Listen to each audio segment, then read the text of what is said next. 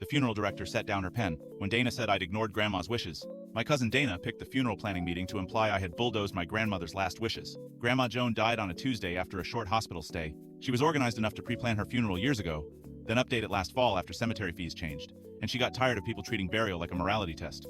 I know that because I drove her to Hartwell Funeral Home for the revision appointment. That mattered until the family could use it against me. The meeting was Thursday, in a beige arrangement room. My mother was there, but barely functioning. Dana came in with Aunt Cheryl and immediately started speaking like they had been appointed guardians of dignity. Miss Bello, the funeral director, had Grandma's file open.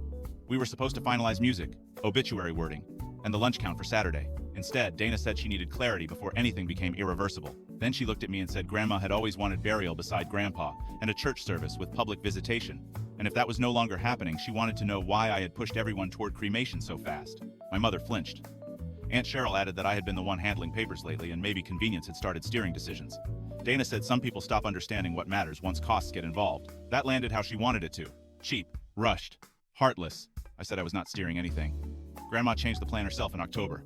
Dana asked why nobody had heard about that if it were true. I said because Grandma did not issue press releases when she updated legal documents. Dana had already started building an audience. 2 of Grandma's friends were in the lobby. My uncle was texting for updates. If Dana got this version out first, I was going to wear it through the whole weekend. Miss Bello opened the file, turned one page, then stopped. She said, "There is a revised contract, dated October 14th. Nobody spoke. She read from it carefully. Direct cremation after a private family identification. No public viewing. Memorial service at the funeral home chapel, not the church. Ashes released to Ruth Palmer, my mother. Lunch off-site only if family wished and not charged to the estate." Then she lifted a second page, clipped behind it. It was Grandma's signed instruction sheet. In her own block handwriting, she had written, "Do not let Dana make this into a production. Keep it simple. No cemetery drama. Let Micah help Ruth." Dana went white. Aunt Cheryl said that sounded harsh, and maybe Grandma had been upset that day. Miss Bello pointed out the witness signatures, the notary seal, and the payment summary showing Grandma had transferred funds from the old burial package into the revised cremation contract that same afternoon. That was the room change. Now Dana was not the granddaughter defending tradition. She was the relative Grandma had specifically expected to push too hard.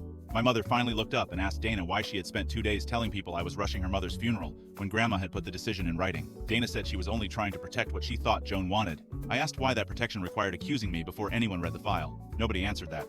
Miss Bello slid the contract toward my mother and asked who she wanted directing final decisions. My mother put her hand over mine and said, "Micah stays with me." Dana tried once more to say the church ladies were expecting a visitation, but the authority had already moved. Miss Bello said the obituary would reflect the arrangement selected by Joan Palmer and that all updates should come through Ruth or me, not extended family. The service will still be sad. Paper does not fix grief. But Dana walked in, ready to brand me as the grandson who cut corners on Grandma, and she walked out as the person Grandma had literally warned us about in writing.